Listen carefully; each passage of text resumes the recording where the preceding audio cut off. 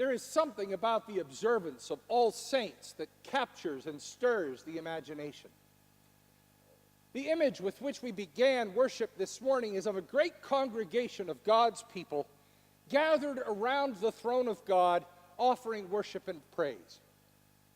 When the question is asked as to their identity, the answer comes back that they are those who have come out of the great tribulation, the time of testing and trial, the ordeal which we call life. And they now stand forever in the presence of God, robed in white and waving palm branches, the symbols of everlasting life. It is not by accident that we observe All Saints' Day in a time of year when the darkness is deepening and the shadows grow. As the world itself moves into the dark days of late autumn and winter, when the world seems to die, we are reminded of the fragility of life, our mortality, and the absence of loved ones and dear ones who have gone on to the next adventure with God. We recall their lives, their stories, their examples, their faithfulness. We remember them, and in those memories we find blessing upon blessing. In my own imagination, I sometimes wonder whether they know what is going on here or not. The Bible seems conflicted on the subject. In some parables and teachings, the implication is that the dead know what we are doing and what we're going through here and now. In other places, the idea is that if the dead are in peace and in the pleasures of heaven, and they knew what was going on here, how could they know peace or pleasure? Who knows the answer to the question? But for a few moments this morning, let's suppose they don't. Let's just imagine for the next few minutes that the dead have no idea of what has been going on here on planet Earth since they left it. And then let's imagine they suddenly return for a brief time to check in on us and our lives. The question is, would they believe their eyes? Imagine what they would think of our grocery stores. A lot of our ancestors didn't have grocery stores. They grew what they needed, and if they couldn't grow it, they did without it. What would their response be to all of the varieties of lettuce and apples and even onions? How would we explain kale to them? Imagine their amazement at being able to fill a cart with milk and butter and cheese and eggs and never own a cow or a chicken. Imagine what they would think of a microwave. I remember when my family got our first microwave, it took hours to explain it to my grandmothers. And even then, I don't think they believed a word of what we were saying. And what would the ancestors say about driving up to a building, having someone hand you allegedly ready-made food through a window, and driving away? Come to think of it, what would they think of driving and cars? A lot of our ancestors had no experience of the internal combustion engine. Think about those ancestors who traveled in covered wagons, covering an astronomical 8 to 20 miles a day without benefit of paved roads. Some of you traveled that far just to get here this morning, and you won't have to visit one of the fancy hotels and stay overnight. You'll be able to go home in the same day. What would they think of that? And what would they say about air travel? Because a lot of them never stepped in a plane.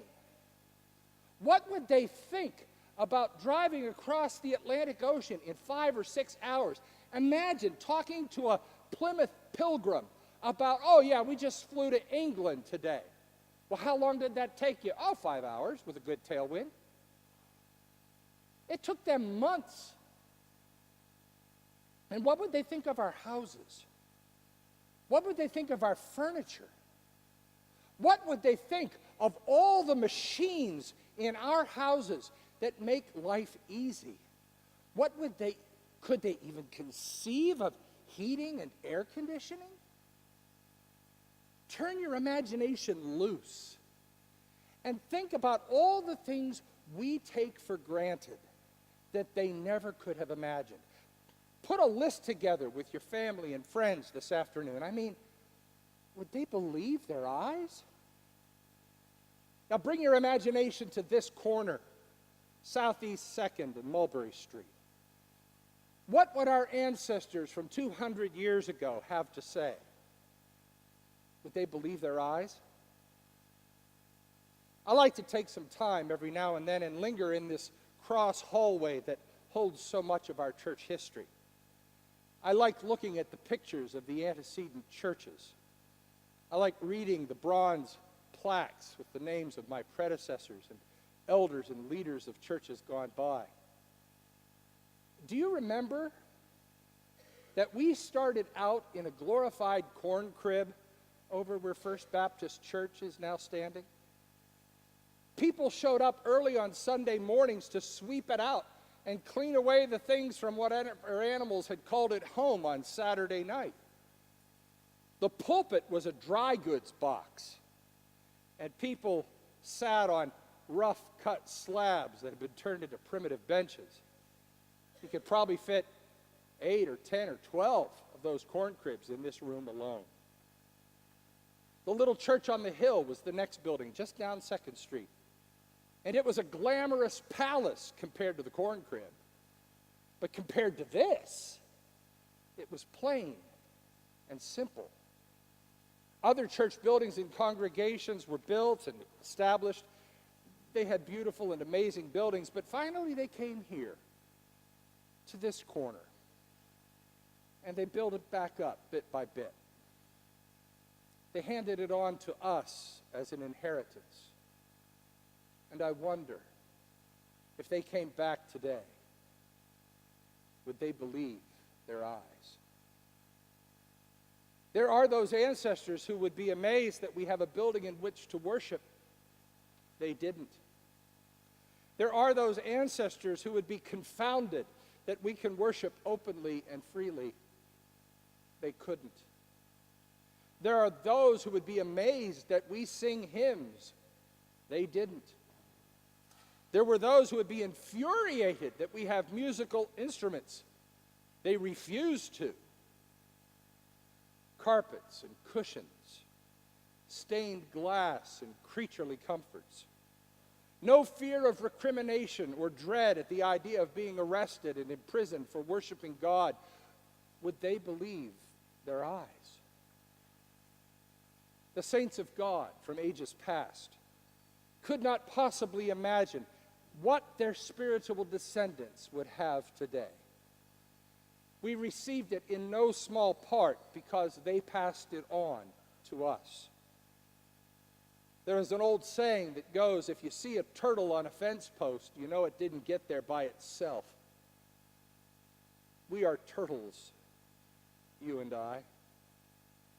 We didn't get here by ourselves, not by a long shot. Whether it is our world, our nation, or our church, we didn't get here by ourselves.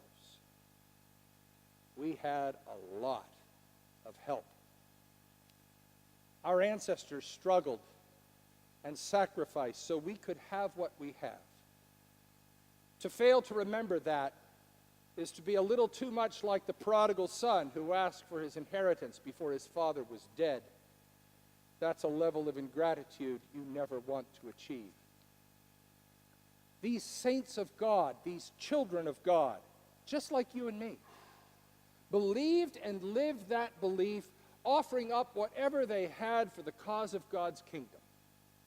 Sometimes that was their time and their talents and their treasures. They gave for the glory of God and for the proclamation of God's good news throughout the world. And some laid down their lives rather than deny God's presence and calling. This is the faith of the saints. It is self-sacrificing, unselfish, and thoughtful. It is noble and generous and altruistic. It is a faith that is quick to deny the wants and pleasures one desires for oneself in order to provide for the necessities and needs of another. It is a faith that takes a long view rather than the immediate satisfaction and the instantaneous gratification. One last question. If the saints of God from ages past could come back for just a few hours, and if they took a good look at us, would they believe their eyes? Would they see people of faith, living in faith, shining light into a darkened world? Would they see people living in hope, doing justice, practicing kindness, living in peace with others? Would they see people who care for the hungry, the thirsty, the sick, the homeless, the forgotten, the lonely, and the mistreated?